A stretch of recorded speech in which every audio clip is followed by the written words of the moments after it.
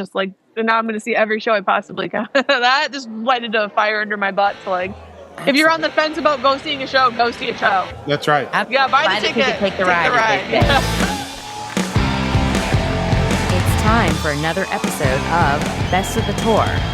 This is the show that takes you behind the scenes of your favorite gig posters, tour merch, and the artists who bring it all to life. Let's start the show. This is episode number 14 of the Best of the Tour podcast. This is an artist interview with Helen Kennedy, also known as Zazz Corp or Zazz. Helen, welcome to the pod. Thank you guys for having me. Stoked to be here.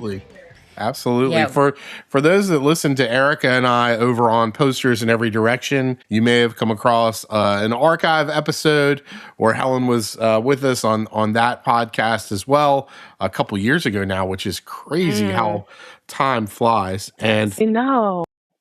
we had kind of a whole check-in agenda, like scheduled sort of talk track. And then for our music fans out there, I mean, I think anybody who listens to this podcast or us over on Posters probably starts as a music fan and then becomes a poster and merch fan, things like that.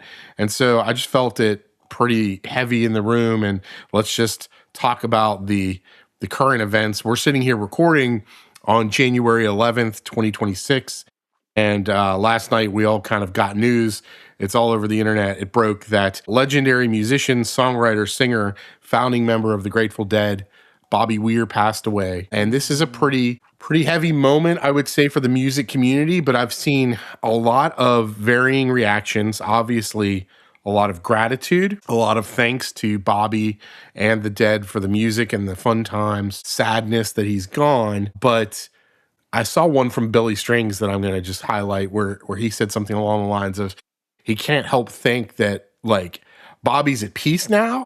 And he's also super happy that he feels like he's that much more magical now that he's kind of left this earthly existence. And I thought that was beautiful and touching.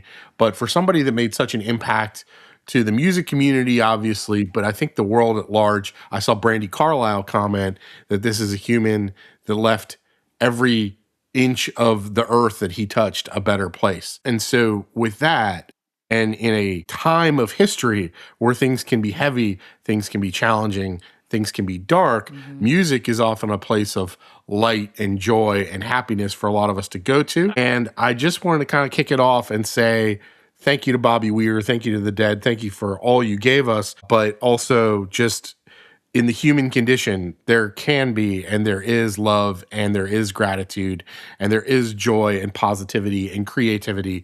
And so wherever you are out there listening, don't forget that. Use, Bobby Weir in this time as an example, but open it up to Helen and to Erica to just share what y'all are thinking and feeling with this tremendous loss, but also kind of celebration of this wonderful human that was Bobby Weir. Trying not to cry. That was absolutely beautiful. And might shed some tears in the cast today. And you stated that so well. And I think like the big thing the takeaway last night was I was devastated. My husband told me in the shower. Luckily, he told me I showered for you all. So that's like as a mom, getting like a shower sometime is impossible. I know. And it was almost good he told me in the shower because like I had an ugly cry, like an ugly cry, and luckily I was able to do that not in front of the kids because I didn't want to like freak out the kids. Like, Mom, what's the matter? And they're very young, so I don't think they would have understood. But like this morning, like, and last night was rough. Just like sad. It was just sad. Me and my husband were talking about all the great memories we've had. I mean, the Dead has impacted my life in so many ways. I mean, I wouldn't be here making posters or merch if it weren't for the Dead. But like my big takeaway this was like reopening like the gram, like the algorithm was like lit up with like people sharing stories. Yep. And like pictures and like just people I haven't seen and like or heard from on tour in so long, just like sharing beautiful moments. It's like it was so heartwarming. Yeah. And it truly was like a beautiful, he's had an impact on so many people, and it's like so just blown away. What a great human. Lucky to have made stuff for him, but also just like lucky to experience like him and the Dead as a whole. It's interesting, I think we live in this sort of online, offline world, right? I feel like music to me is my like grounding offline world where I can experience something with my eyes, my body, the energy. But online is like how we connect with people and how we see people who we don't live nearby and how we gather information and sort of this collective energy. And I think recently there's been a lot of negative and really awful online collective energy, and it was almost like a palate cleanser. I'm not saying that, like, Bobby kind of was like, let's, like what Mike was saying, let's sprinkle some last magic and pull out all the goodness and like let's reset that algorithm so that it does focus on the light and the good. And we've talked over on Posters with you about essentially like your birth of an artist was sort of out of the love of the music of the dead. Yeah. Started in the parking lots. Yeah. Right. And so this is sort of like it gives me a little chills to think about that. Like, we've talked to other artists about the impact that music has in your life, and that art, your art specifically, the posters that we collect, we have on our walls, like we feel like that is an extension. It's an extension of the music. Mm-hmm. And so for the listeners who may not know of your like history and background, like, how did you catch on? Like, where did the Dead catch you? And then I saw a post back from like 2023. I think you were talking about, the sort of the impetus of like the mantra you said, hey, I'm going to I'm going to do a poster for the Dead someday. I'm going to do and like how that sort of manifested into reality. Yeah. And I think that mantra came from the fact that I noticed that very few women got to design for the Dead.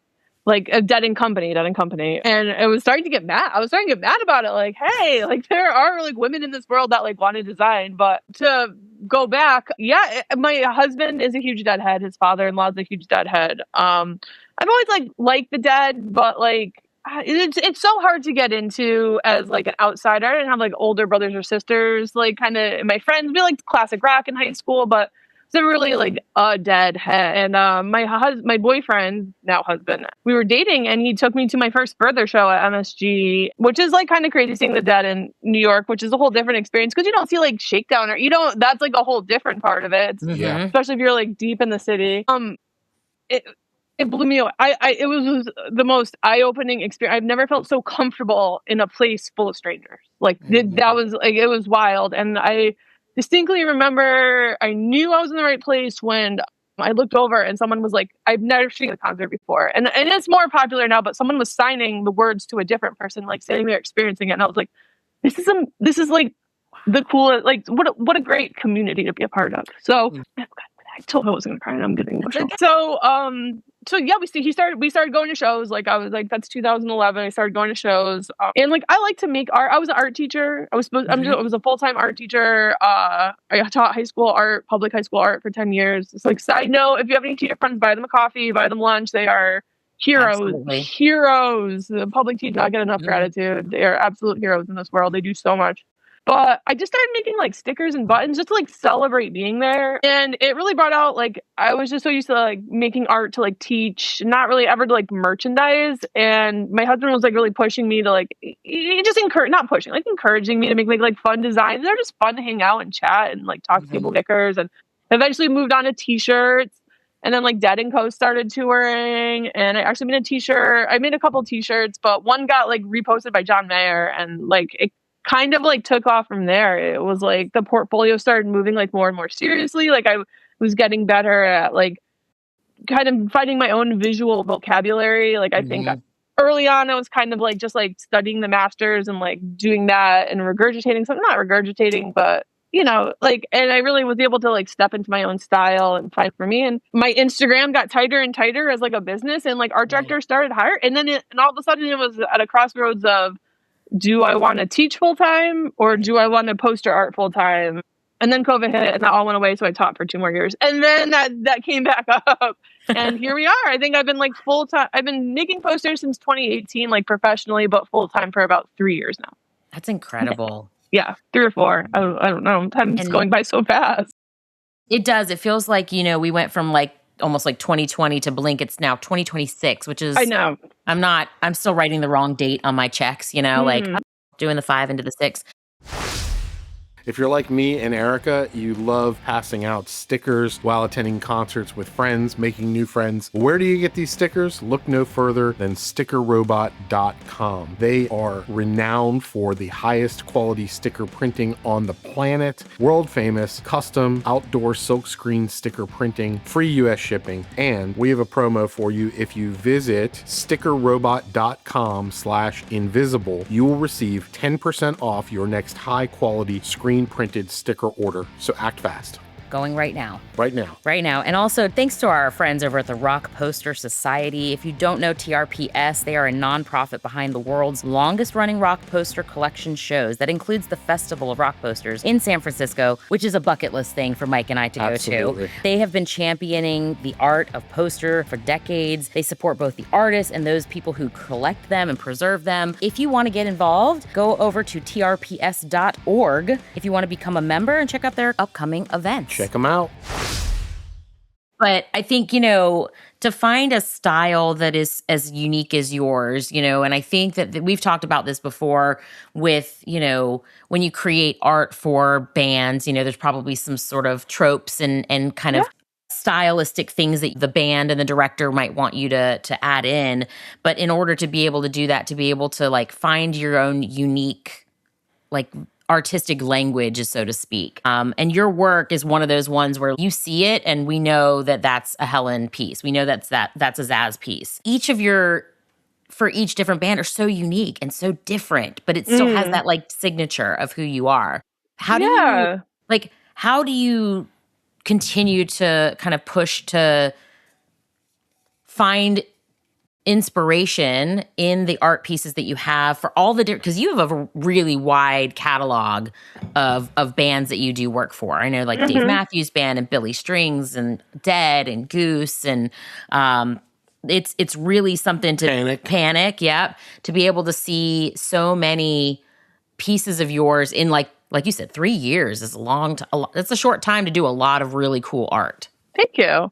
I think first and foremost, and this isn't talked about a lot, but failure, putting out, just making, and luckily I was early on enough to work with a lot of people ask me this when they get started to backtrack. I used to do a ton of work for free for dead cover bands and figuring out what works and what doesn't work and having a couple clunkers and kind of missteps and I put a lot of time into this is what is working and this is what isn't working, really, really helps guide the creative process. So I think failure is so important and we don't give ourselves enough space to fail a lot. And a lot of times when I'm starting a sketch for any band, I probably go, sometimes I know, sometimes I'm just like the widespread New Year's Eve when I just did, they asked me back in July, I knew in my head when they asked me, I had the vision of what I wanted, but sometimes I have no idea and I have to sit there, not bang my head against the wall, but draw a ton of stuff, the equivalent, the drawing equivalent of banging your head against the wall to find something pulls you in.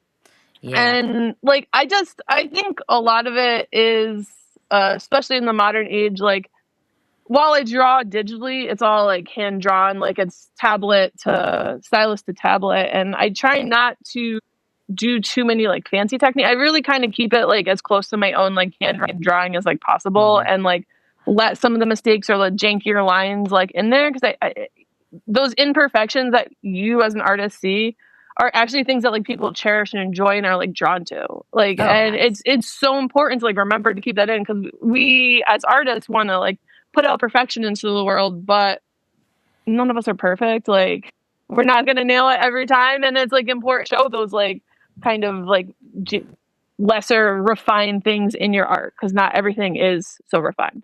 Well, and I think now, even with sort of this world of AI and the increase of that we're seeing, we've talked to a lot of poster artists and artists in your industry about sort of the impact. And you most recently had one, the AI cop on Instagram, posted up. I mean, it was, and I can sense the blood boiling nature of how that's got to make you feel, but also to just sort of let you know from the collector's perspective, we don't want AI art. And we've talked about this before. Mike and I talk about this ad nauseum. My philosophy on it is you're missing the point, right? Not, if you are a band or a management company and you're trying to increase your margin on the poster by employing AI and not contracting with an artist. In my opinion, from a consumer collector perspective, you're missing the point on what your target demographic audience wants to consume, wants to acquire, wants to put in their halls and walls or in their portfolio. The thing that we look for, as Erica and I have said for years, it's sort of like that intersection between the artists that we become, raving fans about, right? Helen, other folks we've had on the pod that were like, okay, we collect pieces by this artist, and then they happen to intersect with our favorite band, right? And key example, the shirts Erica and I are wearing today, and the poster we have that's up in our bedroom actually is a foil we walked into, because this is sort of the magic, I call it the Christmas morning moment, when you're walking into the venue, if you're of interest in the poster and the merch, and you don't yet know who the artist is, there's this, who are we going to see tonight, right? That's going to grace the audience and the band sort of with the logo of the evening, or the merch piece of the evening, or the poster of the evening. And then you walk up to the booth and you're like, Zazz Corp did this. This is incredible. We're in Atlanta, and our story was we were down there with our daughter. It was her 12th birthday. We took her to her first Goose show. First pitch show, really? right? That was the first Goose show? I think you told me that too when I first got. That's amazing. Yeah.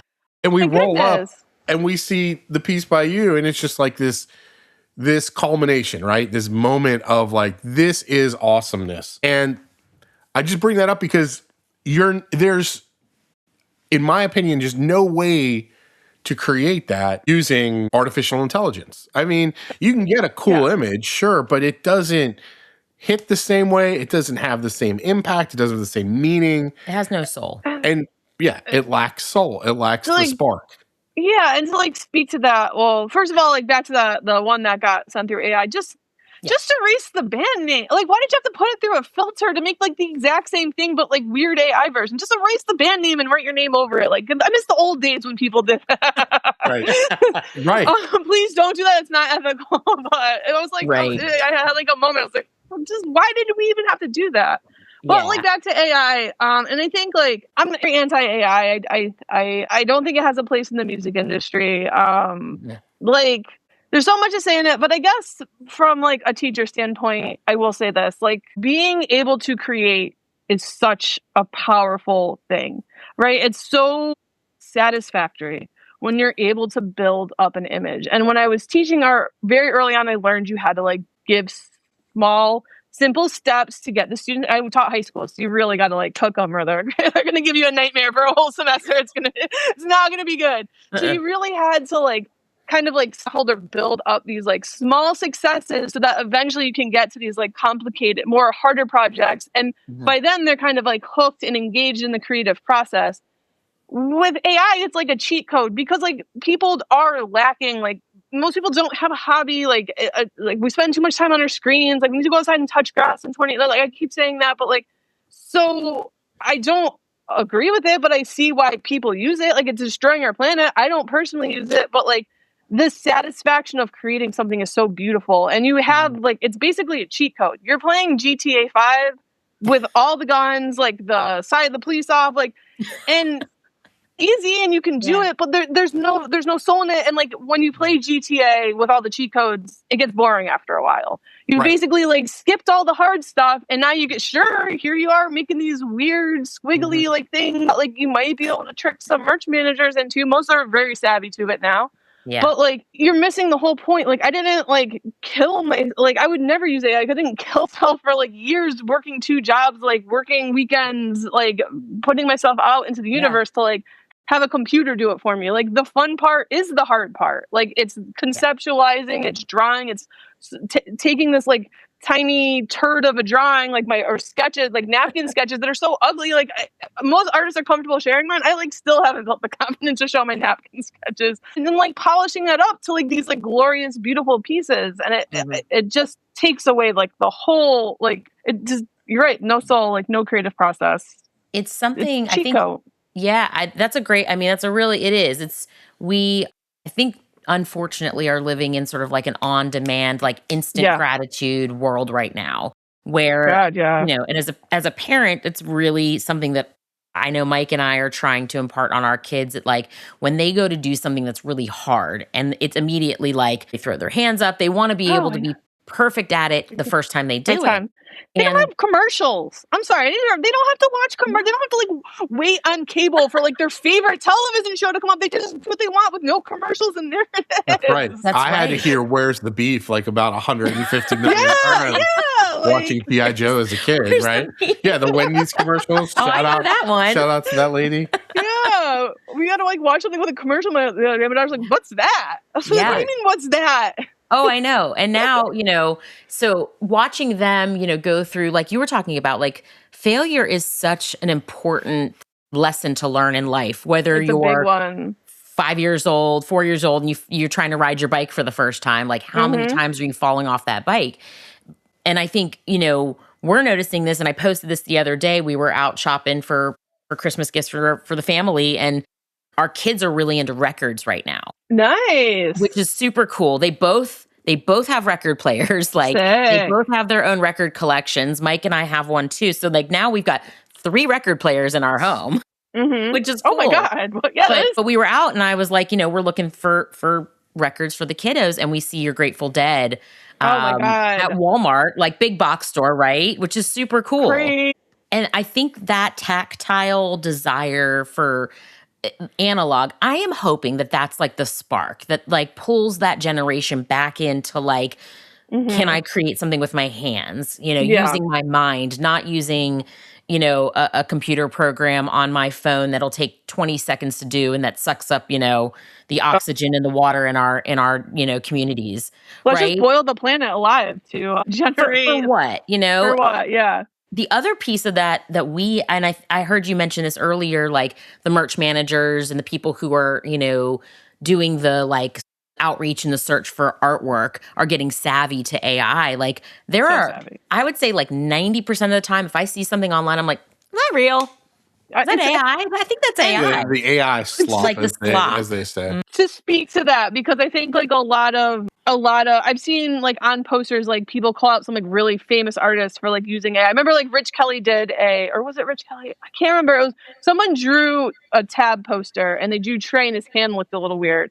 And like they're like, it was like AI, it was AI. I was like, no, drawing a hand on a guitar is really insanely hard. Like I even purposely avoid it.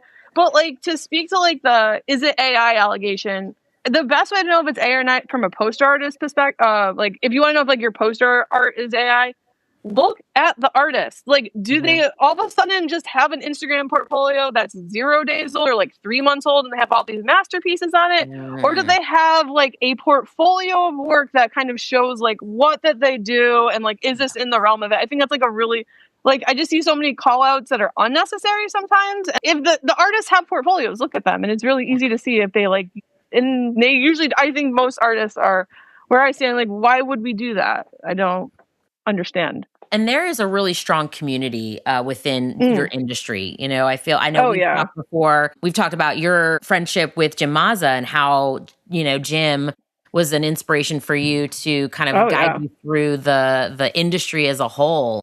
And actually, we've heard his name several times. Jim's such a standout guy. I've never met him in person. I need to high five him. But like, how nice is it that you just take like a frantic internet stranger's like DM, like, I don't know what I'm doing, and now I'm doing this. Like, help me, help me. Like, it's just funny. It's like so kind, and I always trying to offer that. I pay that forward. Yeah, like. That seems consistent. I mean, not to circle fully back to the Bobby Weir discussion, but I think there was a lot of comments in people's postings about Bobby, about how he was that for musicians, right? Like to pull people up on stage, get them up there to jam with him because, his sort of fundamental belief was, sharing that stage, that spotlight, that experience to sort of better the community as a whole. And I think that's exactly like, the thing that I was getting at with the intersection of art and music and poster artists is that same community, right? And that feel of like, let's help one another out and get everybody to a better place because kind of rising tide, right, raises all ships. One rises, we'll rise together, Which is awesome. Which is great. And it's nice to be part of a community that cares.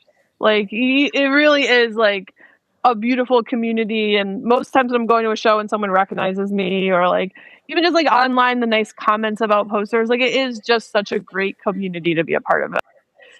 Stoked. I get stoked when people get stoked. And I meant to mention this earlier when you guys are talking about that like excitement of when you see like an artist like in the merch line. Like I get that adrenaline rush when I see like another fellow artist post like a really sick poster where they like accomplish something. It's like that just inspires me to like get back and like keep drawing. It's like it's cool because I think it's like continuous throughout the community. We're always like fans inspire merch inspires fans, like artists are inspired by each other's artists and the music. It's just great. It's a beautiful, crazy world thing that we're a part of. One of the questions that we've actually kind of started asking, it's really fun because it's exactly that is, you know, as an artist, when you're contemporaries, who have you seen recently that have made you like be like, you got to be kidding me. I wish I would have been able to do something like that. Well, I was going to say Tiffany, but I was just listening to the podcast that came out this week and I was so stoked that she was on there. I was really happy. I really loved her stuff. But since you guys talked about her, I'll shine a light on someone else. I don't know. She's from the UK, so I don't know if I'm saying this right. It's Elaine Plant. She just did a Billy Strings, but she's been around. Me and her actually did 50th. I did the 50th Working Man's Dead, and she did the 50th American Beauty. And her artwork is like modern psychedelia. And she doesn't have a big following, but she is such a sick illustrator. Every time I see something of hers, I'm like, I wish I like thought it. Like she's just so on, and she's done a bunch of Billy stuff, done a bunch of stuff for the Dead. She's done like a Spear poster, and I think she is like the current like modern psychedelic poster artist. Personally, I love her. Sorry if I spelled your name wrong. I'm the biggest fan. We'll share some of that out over here on Best of the Tour as well, because again, I love getting introduced to new artists as well. I think as followers of certain bands for us, you know, and Billy is one of those ones where we recently got to see Billy for the first time in 2025 this past year. He came to Coca Booth, which is like this really cool venue in Cary, North Carolina. It's in the middle of an office park. It's like weird because all of a sudden you're in like a corporate office park, but then when you get to the venue, you walk through the woods. Yeah, it kind of disappears. Oh, I love one of those. Yeah. It disappears into the woods. And for a Billy show, like that was so freaking cool. Well, yeah, I think it would work for Billy. It would have worked for Dead and Company, certainly for Goose. Anybody that has a shakedown type of setting, because that corporate office park, right? That is sort of like, why am I rolling up here? It actually made for a really good shakedown setup. Love a good shakedown. Because they had kind of a, multi parking lots in front of multiple buildings around that space. So they kind of took one huge parking lot and just totally roped it off for everybody to set up their tents and their tables and their racks. And then it was like, we spent probably 2 hours walking through the shakedown, which was awesome. And the hippie farmer market, right? Yeah, I miss the smell. I miss the smell of the lot. Like I just miss like the smell of like grilled cheese, like cheap beers out of a cooler. Like sometimes you just need a lot. I feel like our shakedown was a little bougie. There was like handcrafted lemonades, like that some. Yeah, and it was there was a guy with a wagon and and grilled cheese, like kind of walking through the merch line. But his grilled cheeses were like, this is Gruyere with it was like smoked bacon and pork belly or something. It was next level grilled cheese. It was almost like a miniature food truck of grilled cheese, but out of like a canvas wagon. Yeah. So shout out to that guy wherever he is. Shakedown is a great place to like cut your teeth if you want to try a business like out and like you got a passion, like go for it. Like most people are really supportive there, and will like you can make some of your best friends for like life on those parking lots, just like those dirty, dusty parking lots, like where you're just having like a day of like slinging t-shirts or whatever, what have you. Those are some of the best memories of my life. And there's always something new to discover at a shakedown. I think for us, God. It's not something we were really familiar with. And actually we're with everything with going on with Bobby and passing and the conversations that come up. I would say unfortunately or fortunately, I think music comes to you when you most need it. Like I was not a Deadhead as a younger person. I really actually didn't get into the Dead, I would say, until the last 2 years. And it was Goose covering the Dead at their Goosemas in 2024. And they did their encore where they did Help, Slip, and Franklin's Tower. That's my favorite like combination of songs. Like If I see it anywhere live by anyone, I'm like dancing like a dinosaur. Like I am like all over the place. Like, that progression of songs is like the most perfect thing to me. I don't know. My ears just love it. We connect. I have goosebumps thinking about that moment. If you know, because you're a concert goer and fan too, Helen. And it's like, that moment when something, like, even if you're not fully aware, right? Like, imagine your first show at XYZ band, you hadn't seen them before or whatnot, and something happened, and you just feel this like wave of excitement go through the crowd. Tingles. I'm getting tingles. I'm not sure what it is, but something's happening, everybody, right? Yeah. That was me with the Help Slip Franklin's Tower Trio at the Goodsmiths that Erica's reference, which was Charleston, South Carolina, 24. This is like the encore to the encore, right? Like, these guys just stayed past curfew, kept playing, and they start that trio, and there was an eruption. I mean, people lost their minds, and I was like, I'm not sure what this is, but I like it. And then, in retrospect, it's like, wow, what a cool moment for us to have witnessed. And now it's like a favorite, and I go and listen to the Dead cover or the Dead tunes of it, the live recordings of it, and just that longevity of the music. Like Erica, like, I hadn't gotten into the Dead a little bit when I was younger. I mean, I had some, greatest hits or whatnot CDs back when we used to have the giant CD spinner that just wanted stuff on there. I had the booklet. I still have like my CD booklet in the garage, but I mean, they're all destroyed. But I was in, I think, like middle school when Jerry Garcia passed away, and I remember seeing friends like crying because these were kids of, their parents were Deadheads because they'd been going forever. And I think it had just kind of been ingrained in them the way they absorb it through osmosis or whatnot, the way our kids probably absorb our music to a degree, and saw that affect so many friends, but not really at that point in my life fully understanding it. But now, having been through being a fan of the Dave Matthews Band and Pearl Jam and Goose and all these bands, and understanding the community around it, the friendships you make. So many friendships. The thought of that changing or coming, to a close, it's really impactful. Yeah. I'm having a hard time coming to I don't think the music will ever stop with the Grateful Dead. Like, there's so many flames to pass on. What I'm having a really hard time with last night and this morning was like, will I ever be able to experience like a stadium level, like that many people together, like screaming the lyrics to their favorite songs? And like, I don't know, like, that's scary to me, because that's like, that's my church. That's like my cleansing. That's like my like friends and family. Oh yeah. I'm sure. I mean, like, there will always be the music of the Grateful Dead. I'm not worried about that in a sense, but like that big experience, I don't know what comes next for that. The iterations of the seasons of that band. I mean, for 60 years, they've been almost, who they are. Even with Jerry passing in the 95, right? 95, yeah. I mean, we're still talking 30 years later, and we're still 40 years later. Yeah, no, 30 years later. I was right on my timing. Let's not do the math. I don't want to know the math anyway. But still, to this day, a band in this season is still bringing new fans on. I think that's like, I want to say like unheard of. Yeah, we went and saw Dead and Company on their quote final tour when they came through Raleigh. 23. And it was 23, and it was an incredible experience because, I mean, John Mayer on stage with Bobby Weir, and like to witness that and see that live, now understanding that was really history. But also, we had been to this venue. I mean, it's our current home venue, Walnut Creek. It's your kind of standard fare outdoor amphitheater, a larger amphitheater venue. And we had seen it pretty full. We'd seen it full with Dave and Fish and sellout crowds that we thought were sellouts. Never before had I seen, packed. I don't know how to say. But you couldn't move. You couldn't sold pee. Out square? You couldn't go to the bathroom. You couldn't get anything you want. Like, the parking wasn't. Like, and a billion people.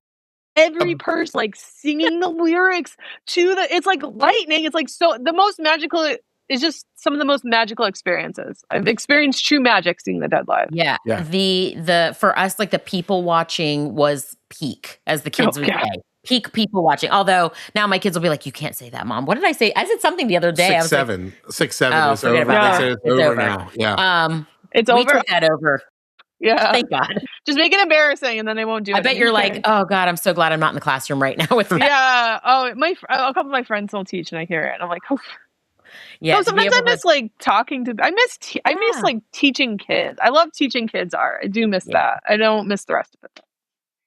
Well, to be able to impart something on a generation that, again, as we were talking about earlier, like teaching art, I hope it's going to become something that we need to continue, right? We need to keep pouring into the arts and learn, like teaching our children about that, even if they're not great at it. Like it's important to like expand your creativity, teach a passion, teach like something interesting, or just like teach something that's like hard that you're not good at, and like. It's okay. I think I mean, the arts are important for so many reasons. Oh God, I'm getting back into like teacher Helen. But like critical thinking skills, like you can't like Google the answer to art. If you're going the answer, you're just copying something. Like, so you really have to like go in there and kind of like problem solve. Mm-hmm. And like, that's just such an important skill. I don't think we like, right. There's no like formula to it. You figure out the formula. That's right. And all of the strings, the strings that tie everything together. And we think about concert posters, like gig art. I don't know if it would exist the way that it is now without the Dead. Like, oh, totally. Yeah. From the 60s psychedelic, like Moscoso and Stanley Mouse and like all the greats, like those. Oh, yeah. I'm a huge Rick Griffin fan. I love Rick Griffin. Anything he touches is so inspiring to me. And so with that, like to watch the inspiration from the music that then became the poster art that now continues into the bands that we go see. Mm-hmm. There's really, again, the music inspired so much more than just the energy and the feeling of going to the show and being with the collective. And I think live music now it's beyond important for us to try to attend, Mm-hmm. I mean, oh my God, especially my idol just like, and now I'm going to see every show I possibly can. That just lighted a fire under my butt. So like, Absolutely. If you're on the fence about go seeing a show, go see a show. That's right. Absolutely. You don't know when it's going to be their last. Yeah, buy the ticket. Take the ride. Yeah. And that's, it's hard. We have barriers to getting these tickets these days because of the way that the structures have been created, unfortunately. But I do think that I'm going to call it like as just a feeling. Like 2026, I think, is going to be a return to simplicity and like getting offline more, getting in person more. Maybe I know we live in a consumer world and like the trends are buy this, buy that, but I am seeing the trends of like our son asked for a camera the other day. Like cool. I want a real camera. Hyped. As a parent, you must be hyped. Like I'd be like, yes, and then I was like, where are you going to take? Where are you going to take the film? Does the car drugs doesn't, develop film anymore. What do you do with the film? You got to you're building a dark room in your basement. That's it. Like time to get wild with it. These are some skill sets I feel like need to continue to find the generation after next generation. Mm-hmm. Yeah. and that's, I think, to see our kids hopefully feeling like they want to be creative and they want to do something a little outside the box. They don't necessarily need to conform to, back in the day, you go to college and you become a blah, blah, blah, blah, blah. And, now we were just talking our oldest, we've got another year left before he's heading off to college. And that's scary. It's sort of a different world. It's a different world. New opportunities, new ways to forge paths. And I think that's a positive too, right? You can spin it either way. You can be frightened of it, or you can say, hey, there's new opportunity ahead. It's somewhat uncharted waters and go get it, right? Figure it out. Like that sort of fail forward mentality. Yep. Yeah, you're gonna fail. I love that line from was it Game of Thrones when, Jon Snow, he's like, spoiler alert, if you don't know what happens to Jon Snow. I mean, come on. I'm not sure I have to say spoiler, but when he gets sort of killed by his men for them, political disagreement or whatnot. And then they bring him back to life and he's talking to the Onion Knight and he's like, I've failed. And he says, good, go fail again. Right. Yeah. And that's like, that was the long story to get to that little bit is like fail, good, go fail again. And that's sort of the answer, I think, forward in it. I wanted to touch real quick. Sorry, go ahead. George R.R. Martin at GD50 in Chicago was sitting like 3 rows behind us. He's a huge Grateful Really? Dead fan. Yeah, we didn't talk to him. You got to respect that. Like, but Yeah. that's so crazy. Like, that's imagine You didn't turn around and say, "Hey, why are you here?"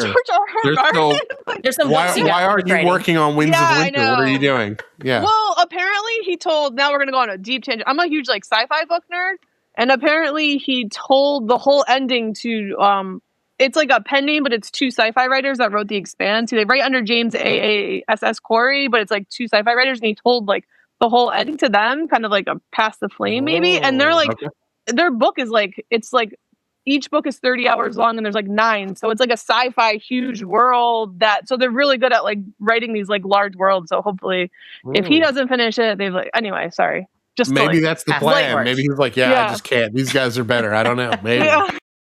They're gonna tell better finish stories. Finish the book. The thing that I wanted to get to, if you're okay with it, because we were talking, Erica mentioned something about barriers on tickets, and I mean, tickets are challenging, and there's always some ways to get around it and things like that, or patience is a virtue, I say. But when we drop in and we go to like zazznet.com, right? We go to your store, your shop, there's oftentimes and this is for your favorite artist, whoever it may be, but you go to the artist edition for the poster drop after the line. You missed out of the show for whatever reason, or you weren't at the show, and now you can get the gig poster. And I would encourage listeners, go check out a Zazz Corp store, because there's still some bangers available. But this came up recently, and I was like, I thought what you did was so cool. So I wanted to highlight it, is that as poster collectors, sometimes you get on the artist site, and sometimes you go to get your favorite print, be it a foil or a regular, and boom, these things sell out. They can sell out like crazy, like in a second. There's a phrase called cart jacking that happens sometimes, and I know there's a whole digital thing that's hard to get to. It's whoever checks out first. I just like PSA. I don't control like it's whoever can get to pay first gets the item, even if you have it in your cart. I don't know how to like convey that. That's right. There's no back end fix for it. There's no. It's whoever gets it. I'm sorry. That's right. I wish it wasn't. I wish it was first in cart. Right. That's right. Change it, like make first in cart happen. But sometimes with these things, and I think in the collecting community, like let me skip forward and say, I think generally collectors, fans, purchasers, we all kind of know we can overbuy. We get to a point in our collection where it's like, hey, time to thin the herd. We put up parts of our personal collection for sale, helps fund future posters, future touring, things like that. I think everybody's kind of like, that's cool. That's copacetic. That's kosher. Yeah, definitely. But one of the things that I think irks collectors, or can irk collectors, and seemingly can irk the artists too, is that person or persons or bot or company that's really not a fan, not a collector. They're an opportunist. They're a prospector, if you will. They're there to just snag prints the day of the drop, and then maybe post it up on some third-party site for like X4X the markup.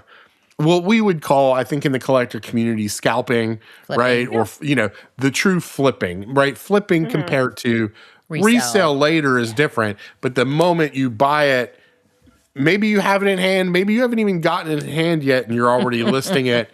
And there was a recent event I saw come through on your stuff. Erica called my attention to it, and I was like, that's a really creative way to handle it. And so let's just call it the bounty.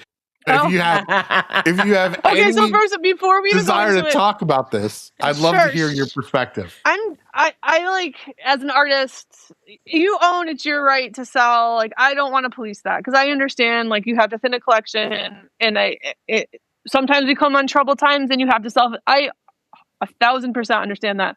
If though, like, I release a poster, or anyone releases a poster, it doesn't not boil your blood to see it on eBay. I haven't even shipped it yet. We know it's not shipped. There's only this version, or like the artist has. It's on eBay for 4x the price. That's not okay. Like, that's like a whole. That's what we're talking about here. But as an artist, like, you got to be on socials now. It's like 2026. Like, that's part of the business. I personally find it draining sometimes, and it's one of those ones where sometimes I just like don't have like the stamina to keep it going. So shout out to Marilee, who is my moderator, who runs my Facebook group. She is one badass woman. You do not want to cross this woman. She is like mama bear, like cub. She is so fierce. She's so protective. And she truly is just like she does this out of the kindness of her heart. I give her an annual DMB poster as like a stipend. No, she wouldn't accept it. Like I basically have to like force her to like take the package. Oh, But she's just such a wonderful woman and always like looking out for like my business as like a best interest. She truly is like a guardian angel in some respects. And I'm so lucky that she does this out of the kindness of her heart. Like we all have busy lives.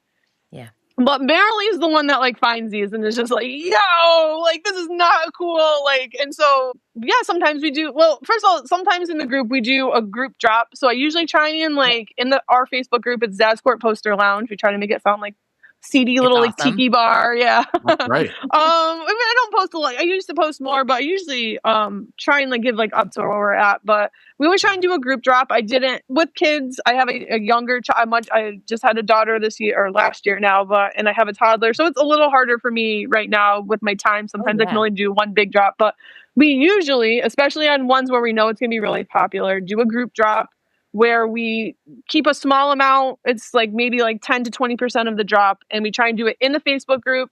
There's like a pre-sale, like password. We do a day of, we tag everyone. We try and let everyone know. And then we go through the orders to make sure they're active members in the group. Yeah. So like, that's one way. And I think some artists do that. Some artists don't. So like, that's one way to like guarantee you're going to like, or try like better your odds of getting a poster, especially if it's one of those high demand drops. Color Haiku is back. Southern California's one-day marketplace for gig poster art, print culture, and the artists behind the work. This returns for its 4th year in a row, presented by Invisible Industries and hosted once again at GABA Gallery in the heart of Los Angeles. This is where the online obsession becomes real life. Go find top band posters for sale, who meet the artists who create the work face to face. Color Haiku brings together established voices and emerging artists from across the region and beyond. A community that shows up to support independent artists, creative culture. If you've ever felt that rush at a show, if you've ever chased a limited edition poster drop online, this is where it all comes together. It's one day only, so don't miss it. This is Color Haiku. Find the details at colorhaiku.com.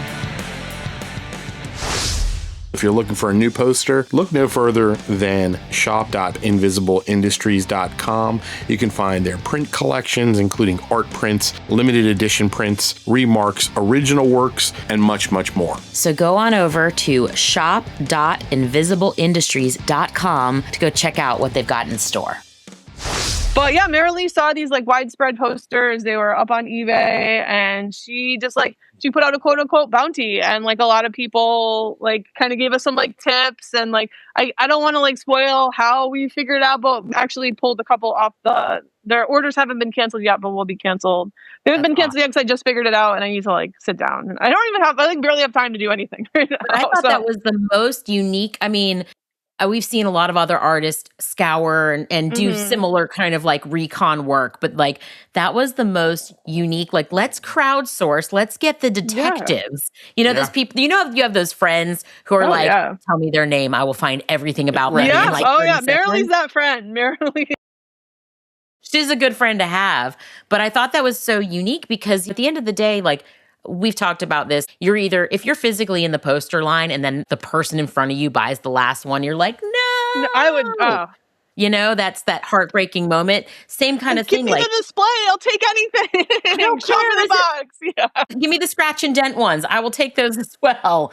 But there are times, and Mike's a little bit more of this mindset of like, if he wants it, he's going to find it and he's going to get it. And it's like, I got to hunt and peck and look if I'm not at the show or I can't get the AP drop. Thank you for calling it a mindset and not disorder or compulsion or anything like that. I appreciate your genteelness there. I'm learning. You guys are good partners. Yeah. I am learning That's some marriage skills right as well. there, people.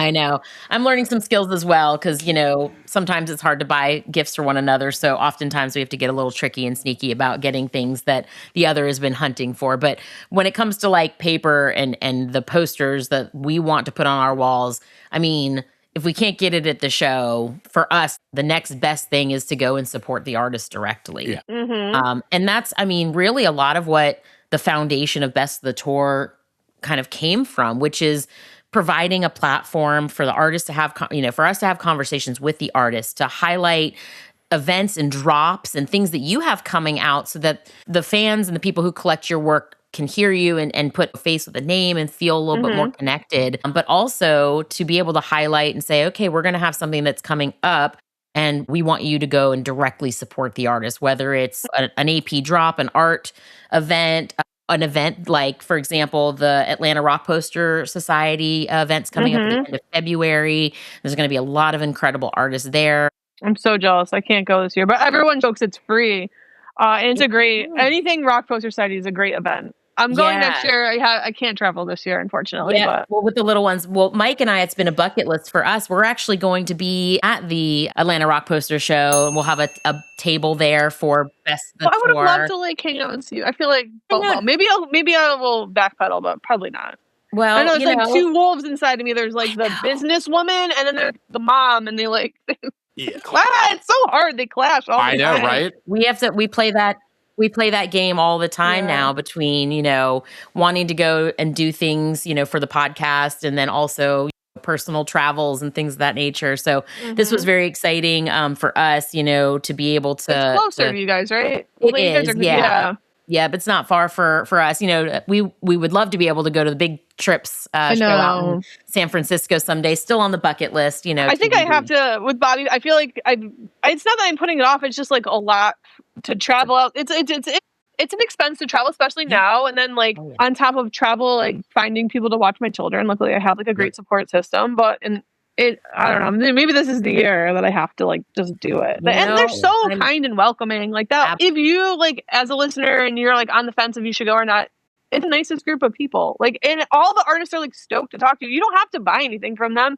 Nope. Just show up and chat. It's a more curated shakedown. It's inside with air conditioning and purchasable little beverages, but it's still kind of a shakedown. You still get that vibe. No nitrous though. Yeah, it's super cool. We're pretty stoked to be able to head on over there. But the foundation of Best of the Tour, and even with posters in every direction for us, how can we elevate and highlight the conversations that we have? And in that vein, it's 2026. We've just kicked off a new year. Ever. Which is, again, it's sort of how do we want to set this year up? And I actually woke up this morning and I was thinking to myself, what would be a really unique question to ask Helen? I'm not a big New Year's resolution type person, but I am kind of how can we set an intention? And so if you want to share, did you have a resolution for 2026? Is there a goal that you're going to try to be working towards to accomplish this year as an artist? Yeah, that's I sent some personal ones, but those are boring. I don't want to maybe run a 5K. I don't know. That's personally, right? Something like. I'm on a whole protein kick right now. More protein, less carbs. But for artistically, right now it's my time is so little that I really just kind of dive right into client work always, and it's great, and I can lose myself in it, and I love it, and I love what I do, and I feel so grateful that every day I get to draw rock and roll posters. That's so sick, and but that being said, I would love to take some time for myself to explore either painting or more personal art prints, just a different mode of creating that doesn't have necessarily a band name attached to it, just so that for myself, I don't have a lot of spare time, so that's a pretty lofty goal, but just explore some other mediums besides just I have my sketchbook. I love drawing in my sketchbook, but I'd like to do some more painting. I'd love to paint. I like to do that and just really just kind of do some stuff for me, which sounds not a lot, but as a parent of two small children, that's the world. That's that's asking, instead of running a 5K, that's saying I want to run a triple marathon, an ultra marathon. It is true. It is true. But it's a gift that you can give to yourself because it then can hopefully open you up to more inspiration in your professional work and be maybe a little softer with your personal family members that if you're, up against the wall and you're really busy and life is really hard, unfortunately, it's the closest people that kind of get your, end of the stick sometimes. And so if you're filling up your cup personally, I find that tends to release a little bit of day-to-day tension, and that we can actually be grateful for the moments that we have with one another. Yeah. Is there anything for the listeners to kind of be on the lookout that you can share in the near future, and or where's the best place for people to go and access your work and find out your drops and things that are coming up? In terms of work, it's beginning of the year, so it's so slow. I will say, and I can't say anything about, of course, can't say anything about it, For the last year, I've been working on the craziest project. It's like a combining of like multiple worlds. I've signed so many NDAs. I don't even know if it's coming out this year, but I hope it does. I am so I've literally killing myself because of like how excited I am this project, and I'm like just starting to wrap it up, and it's been like a year-long thing to be a part of. I can't wait for it to come out, but that's all I can really say about it. Which is such a tease. Like, and like hearing that, I'd be like so annoyed. I'd be like, that's all right. Yeah, I'd be like, sizzle. That's nothing. You just said nothing to me. It's a sizzle. We understand. I will say, like, I'm so excited for this. We're in the camp of like sitting here waiting for tour dates to start dropping from some of our favorite bands. You know, I don't really have much booked right now. Honestly, I have like 2 posters on like the far horizon. But that's really it. And so in terms of like, now is like a slow time, but it's not slow. Right. But yeah. Open to work though. Yeah, open to work. Like Fish, Pearl Jam. What's up? What's up, guys? Primus. Let's do all P bands this year. Fish, Primus, Pearl Jam. I love it. I meant to go back and say you guys saw your first Pearl Jam show live. Weren't they amazing? Like I was a Pearl Jam fan, like always. Like I grew up in the 90s also. I'm a little younger than you guys, but like I'm a 90s kid also. And I had never seen them live.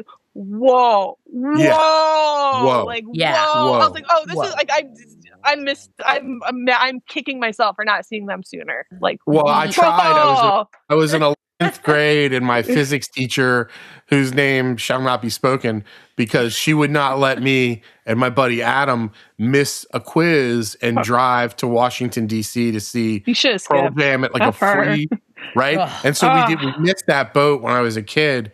And there was a whole thought process that I had going to see Pearl Jam at this stage in life of like, will I be disappointed? Because what I'm hoping to see is like, you know, from in the 90s, right? Yeah. But holy crap, did those guys bring it with the energy. And they opened up with Release, which is like what a great opening. One of my all-time Pearl Jam favorite tunes. They played everything you could possibly want to hear. Like, save a couple. I don't think we got Crazy Mary. These like small obscure ones that I like from being in the catalog forever. But like the big ones that you're going to get Alive, you're going to get Black, you're going to get Jeremy, you're going to get. I mean, the fact that we got Release was mind blowing of itself. But that they opened the show with it in Raleigh, and I was just in awe. I mean, I'm staying there like, I can't believe this is happening. Watching Eddie Vedder and these guys, McCready up there. Just rip. Absolutely. It was like, set fire to the stage. The way that I explain going to see Pearl Jam in your 40s as a child of the 90s is like your inner teenager like singing. We were talking about like that collective, like everyone singing at the top of their lungs earlier. That was Pearl Jam. Yes. Hearing everybody and myself, my 14-year-old self screaming Alive with, 20,000 other people in the arena. And we're there with friends. Like, I understand, but friends of ours, they've been to like 100 shows, like, really, truly for Pearl Jam. And for whatever reason, it's just one of those things that we always missed. And so for them, I know hearing Alive for the 93rd time it's not like checking a box for them, right? It's not like, but they were still into it, Yeah. And for us, it was like Erica said, it was like our teenage selves like thanking us. Like, yeah. Thanks for not abandoning the effort, you know? Yeah. And the merch scene, because since we're talking artists and posters, and you did an absolute banger in, I think it was Nashville last year, 25 for Pearl Jam that sold out. And I did a Fenway one too, which was great. That's right. My husband proposed to me at Fenway during Dead & Co. when they played They Love Each Other. So it was like really special to like get to do a Fenway. Like we're Sox fans. Like it's just iconic. It's an iconic venue. Wow. But talk about a band that I hadn't seen anything come close to the Grateful Dead's merch game until I saw Pearl Jam roll up with like damn tractor trailers full of merch and set this thing up that had everything from your hats to your posters to your pins, to these little like medallions that they, skateboard decks, and then skateboard decks show up. I was just like, "What is happening?" Just like they really have something for everyone, and it is like high cat. It's not like tchotchke. It's like everything you see. You're like, I want. Like I actually want that. Like yes. The merch booth is my Scholastics art fair, like Scholastics book fair. Like I'm just like, yes. Let me get those erasers. Let me get those pencils. Let me get the like the Lamborghini poster. is the best analogy I've ever heard. I've never heard that before, and it's 100% on point.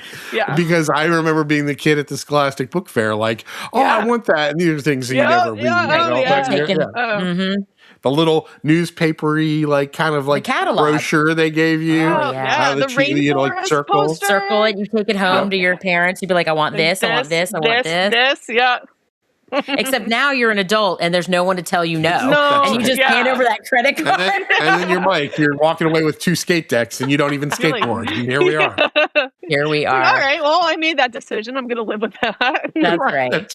And no regrets, as we say. But yes, Helen, exactly. like, we are so jazzed to be able to see what's coming up for you in 2026. Make sure, if you're not already, go follow Helen over on Instagram at Zazz Corp, and follow her on, if you can go and get into her poster lounge on Facebook. That's a great way. You got to get through the moderator to get accepted. Get through the moderator. You got to pass the test. You've got to, right? We don't want any bots or any sketchy AI in there. But if you're a big fan, go join over on her Facebook group and keep an eye out for what's going to be coming in 2026 for Helen. We are just super stoked to chat with you again. And hope this is the beginning of more conversations. If you want to. Yeah, you guys are great. Let's do this. You guys are fun. You're easy to chat with. We still owe a trip up to a pizza tour up in Connecticut. We're still waiting on. Since that conversation, I've never let that like Pittsburgh, like whatever you told me that like, sadness of pizza thing, like we discussed, like that's always been like someone brings up pizza. I'm like, oh, do you guys know that they like serve like American cheese and like sauce or what was it, ketchup? I even forget what we talked about. I was like horrified. I got off that like podcast horrified by like whatever that was you told me about. Yeah, I think it was the cold cheese on the pizza. Yeah, the cold cheese. And you're like, what is wrong with you? It's only like one spot. Everybody else would else their cheese. It's fine. Well, Helen, it was so good to catch up with you, and we're just excited to see where it's headed. And everybody, thank you so much for listening to Best of the Tour, and we'll catch you next time. Thank y'all.